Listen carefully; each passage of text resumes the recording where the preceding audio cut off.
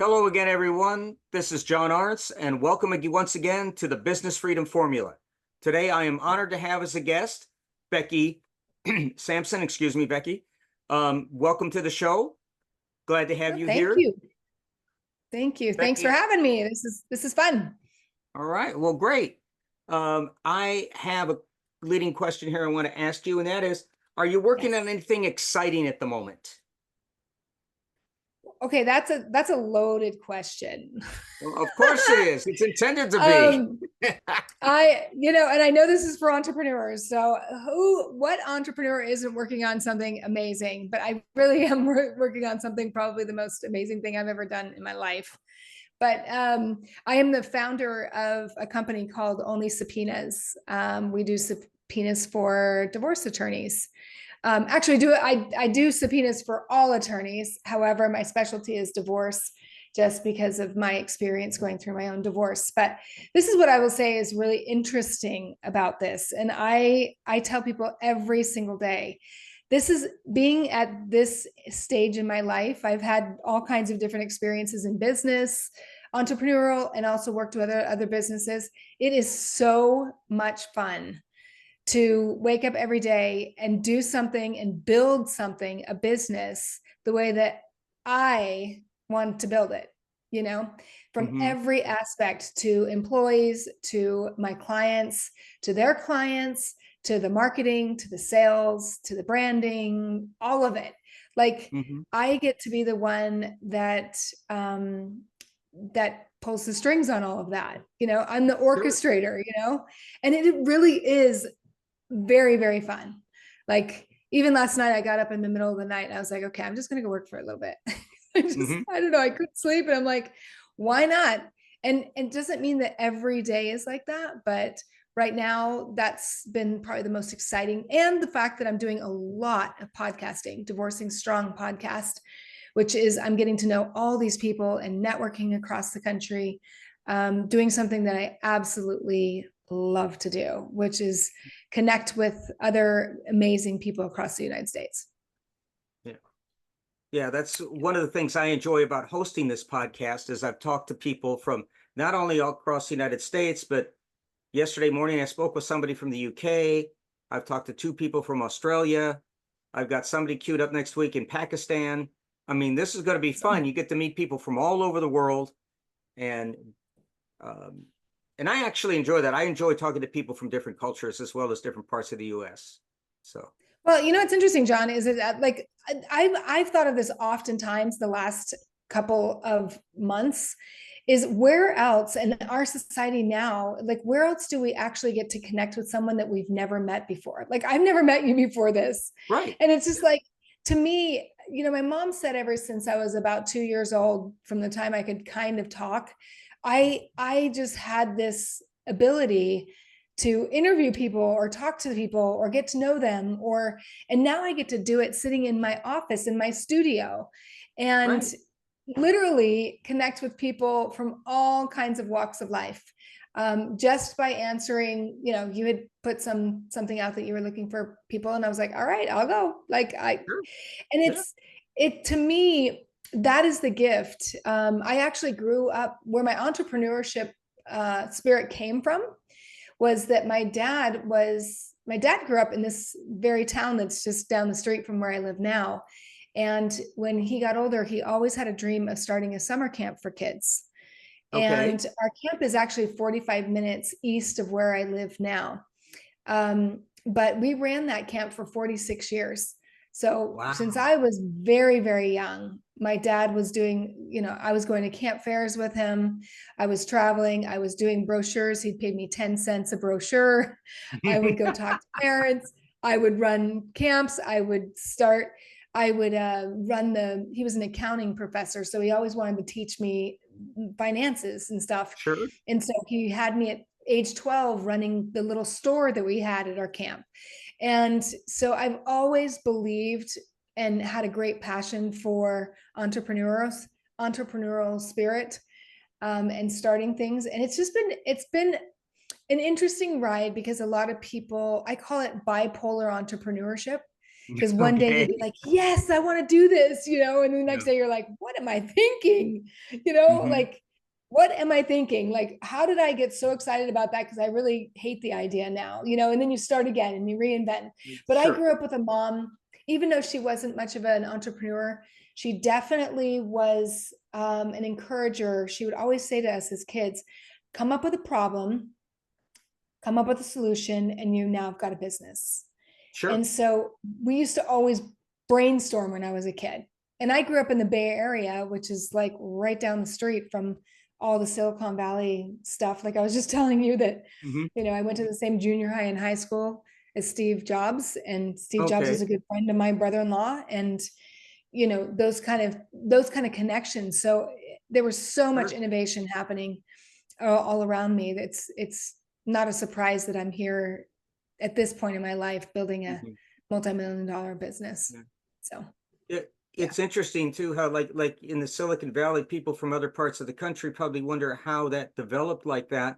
But if you go back to um what is that book? Like what is it, 48 Laws of Power or something? It talks about like Yeah. attracts like. Okay. Hmm. So people with this spirit tend to gather where because they feed off of each other, and then the people you need to support you, the technology people, the marketing people, all that, those people gravitate because that's where the work is, and that's where people are like Yeah. them. And it's hard to replicate that. You can't just pop up a shop somewhere. So the fact that you grew up in that environment, I'm sure had a great deal to do with your drive, your ability to. I never have thought of it actually until this moment when I said that, because there was so much creativity happening. I know if I've watched some of those documentaries about Steve Jobs, and I remember calling my mom and going, "Can you believe we like grew up like literally down the street from all of this?" Like people in their garage creating these Sure. huge businesses, and actually a really good family friend of ours was the one that worked with him when he got fired from Apple, and they were Uh-huh. starting a whole nother company, and they had the first internet in his bedroom in his house. And I stayed there a couple years ago. He's like, Becky, this is where the first internet, and I was like, oh my gosh. So yeah, you're right. I think the creativity, who we surround ourselves, actually in any business, it doesn't matter who we Sure. surround ourselves with, really matters on our creativity. And having people around us that believe in us, Right. that's huge, because there'll be Exactly. people that are going to come and try to tear us down and say that's a stupid idea, Mhm. and have every opinion in the world. It's like divorce too, right? You Yeah. be careful who you surround yourself with, because everybody I has an have told opinion. people, I've told people if you're going to start a business, don't tell anybody. Yeah. Don't tell anybody because you have the naysayers who are going to tell you you can't do it. Yes. They're not going to be there to support you. And you don't need the negativity. It's hard enough as it is. Find Yeah. people that will support you. Go to Yep. Chamber of Commerce meetings, get to know people, talk to people long before you're ready to do something. And then don't quit your day job when you do.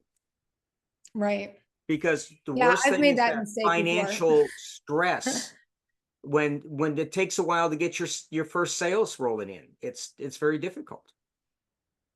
Yeah, and I think sometimes we get a little anxious, and so what happened to me is I was just barely coming out of my first divorce, and I had lost 130 pounds. I had gone through this massive change.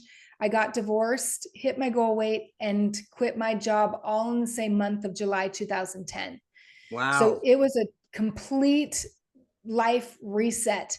And I ended up losing practically everything that I had because I didn't have a plan. I thought, well, I'm just going to go and serve people and help people. And, Hmm. I now have this new life and this new way of thinking and feeling and looking. And I remember I started actually in radio, but that didn't pay. That just gave me experience. but I went to a speaker's event, and this really very well-known speaker sat next to me during a Christmas thing. And he says, Becky, so what do you speak about? You know what I mean? And I was like, I don't know. I've lost like 130 pounds and I just decided I want to go help people. And he's like, yeah, you better figure that out and figure it out quick, or else you're going to be in trouble. And I did. Mm-hmm. I crashed and burned that year, because you're absolutely right. A lot of entrepreneurs just take that risk because we are more risky people, Sure. and think that the floor is just going to appear. And Right. for some Yeah. people it does. Sure. However, it's a much safer, building my only subpoenas company now. It's interesting. At every stage, I've integrated less risk. Everything is a low risk thing because I've already done the high risk, right? Where I lost Right. everything. And I still have enough risk there, but it's also calculated risk. Sure. And the model that I've chosen is amazing. So when I work with the attorneys, it's all prepaid. So it's sorry about that. It's all prepaid. And so the people that work with me also get paid when they finish the work. So to me, it's a no-brainer. Mm-hmm. I don't have to, expend all this money for employees. So anyway, it's been really, really fun formulating that and going, okay, Yeah. how can I limit that risk and that risk and that risk and that risk and still be a win for everyone involved? Sure. And Sure. that's been very rewarding. Yeah, I bet it has. So how did you get, how did you get started in this, your business only subpoenas? Yeah, that's a really, really good question. When I got divorced in 2010, when I had that total reset of my life, Mm-hmm. I was single for 8 years, ended up speaking, doing a lot of coaching programs, lots of radio shows. I was hosting a bunch of things, ended up getting married to a guy who was 18 years older than I was. He was a former police officer. We went to Hawaii on our honeymoon, and we were there for an entire month. And the very last day that we were there, he got offered a job to work there. And he turned to me, he's like, what do you think? And I'm like, are you kidding me? Like, really? Like, move our whole life to Hawaii? I knew 2 people on that island. Mm-hmm. And so he's like, well, I really want to do it because I've been retired for 8 years or 9 years. And I think it'd be a really fun time for 2 to 5 years out there.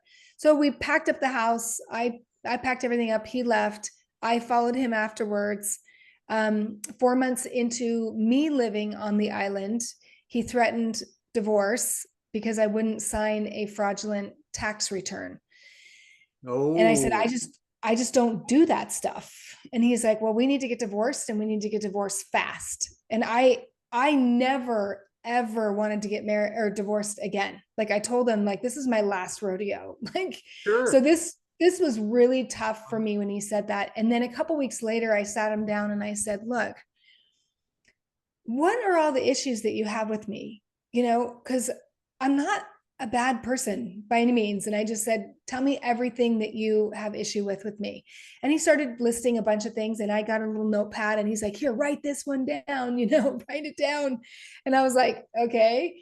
And eventually he said one of the best things that he could have ever said to me, which was, Becky, I'm having a really hard time seeing the value that you bring to my life.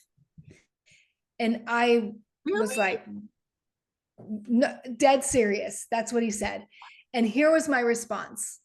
My response was, here's the good news. I know the value that I bring to your life. Whether or not you choose to see it or not is none of my business. And so within 7 months, he was moving off the island. I served him divorce papers on April 1st, which was April Yeah. Fool's Day. However, I didn't mean to do it that day because the whole world was shutting I down know. in 2020. Yeah. I was like, if you want off the island, you're going to have to leave today. And 2 other flights that I'd got him is canceled. So I ended up doing that. And that ended up in a 3.5-year battle in the court case, me representing myself up against 5 attorneys. in the full spectrum. For the most part, I did have one attorney during one part of it. But I won my case for a fair and equitable division. And in the process of that, I went from knowing nothing about the court system to now knowing a lot about the court system. And one of the things I learned how to do was with subpoenas.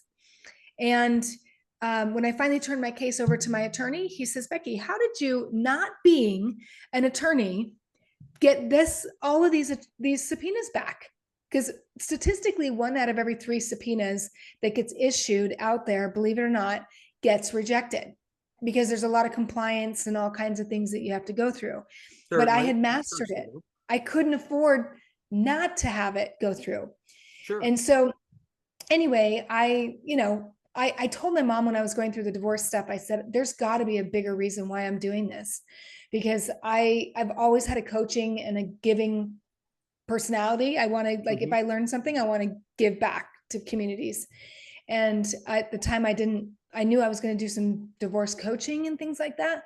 But it wasn't until he finally paid the bill and I was finally willing to go, okay, God, like, what are you going to do with me now? Like, at least use me to use the skills and abilities that I have to bless other people's lives. And 5 days later, I meet my third husband and final husband. I'm happily married now.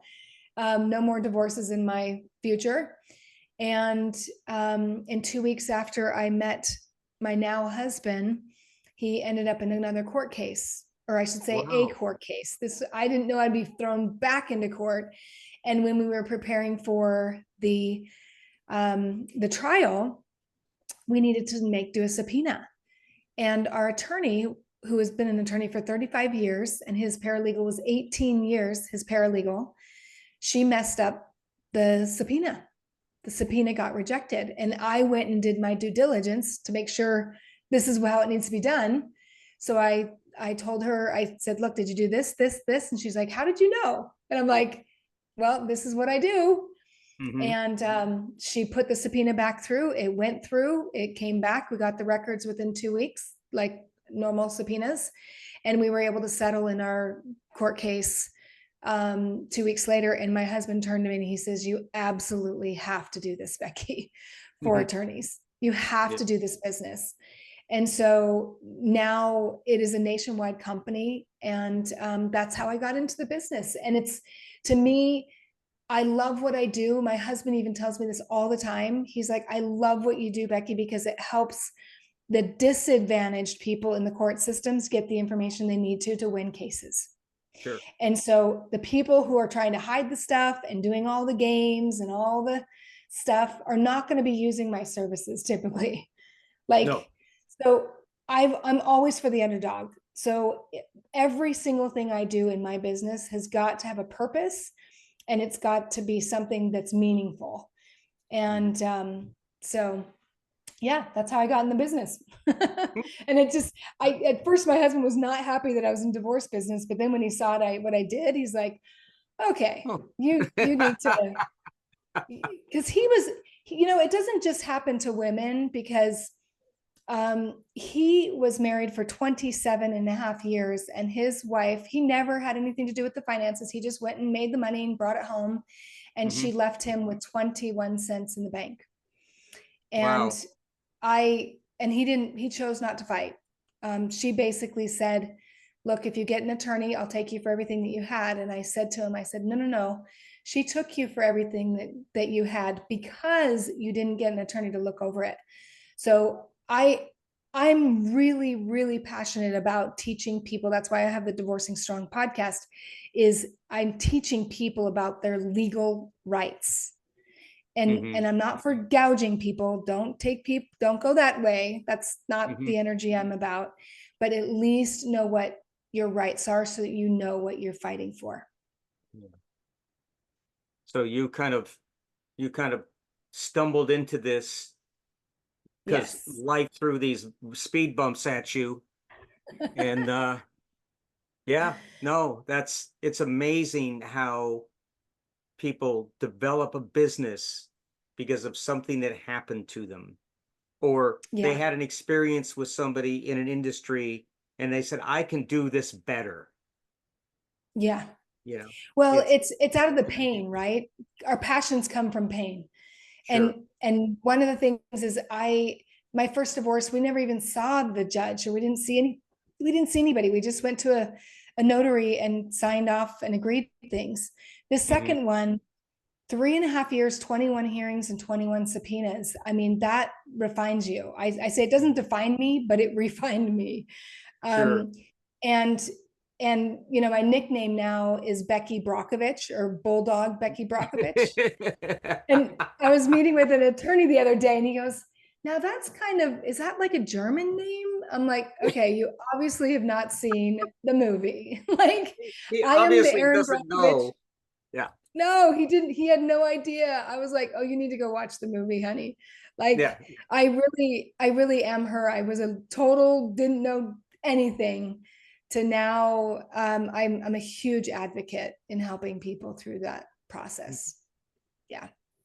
Wow. Well, how would a, maybe a viewer of our conversation, if they wanted to get in touch with you, how would they do that?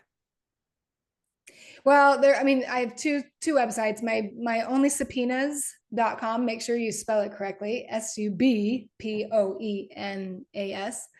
Only subpoenas.com, or my name, BeckySampson.com, is that's my personal page with all my podcasting and my coaching and all that kind of things. But yeah, I am the type of person that people reach out. I'm very responsive. I know what it feels like when you feel like you need a lifeline, and I take any call. I'm like, look, if you need time and I'm available, I will take your call, because it's that important to me to Sure. serve and be there for other people like other people were for me.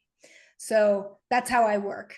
Um, the subpoenas I only do for attorneys. However, I do have someone that, if they are pro se and working or representing themselves in the court system, then I do have somebody that can help them with that as well. Okay. Yeah. Well, great. Well, this has been a very interesting conversation. Gosh. Yeah, now you see, I Well, just thought, and I'm sure most everybody watching this are probably going to say, I thought subpoenas were generated out of the attorney's office. But Well, they are generated out of, there's two ways a subpoena goes out. One, if you're pro se, like I was, pro mhm. se means that you represent yourself, then you have to go through the court. So every time I did a subpoena, I had to go to the court and have the court clerk okay it and sign off on it. Otherwise, an attorney signs off on it. So because I'm not an attorney, and because I'm not a legal paralegal, I work underneath the attorney. So I do all the prep and compliance. And that statistic that I told you earlier, that 1 out of every 3 subpoenas typically gets rejected. Well, Mhm. when attorneys work with me, it's 100% compliant, which means it gets accepted or they don't pay me. Like, Okay. that's my guarantee. Like, I'm a bulldog. So, Yeah. in a nice way. Well, that's So, very nice. yeah. Wow. So, and that's something else, that being an entrepreneur, you need to have that no-brainer guarantee, that Mhm. people say, hey, this is a no-brainer. Like, why wouldn't I not use your services? And I'm the only Sure. one out there doing what I do. So, that's always a good thing too. Yeah, that's true. That's true. Nothing Yes. like having blue water for your, if you understand the analogy of blue Yep. water market. Yeah. Yeah. Get really, really niched. That was a mistake that I made for a really long time. I was very broad, and now I'm very niched, and it's moving really fast. Oh, So, that's terrific. very nice. That's terrific. But, Well, Becky, thank you so much for your time tonight, oh, and I you're wish so you welcome. continued success. It's been a wonderful conversation. Thank you, John. And I appreciate what you're doing. You're reaching out and letting people have a voice and sharing the passions that they're doing. And so I know uh, you've got a lot of experience and wisdom as well. And I appreciate what you're doing. Well, thank you much. You take care. Yes. Good night. Okay. Thanks, you guys. Bye.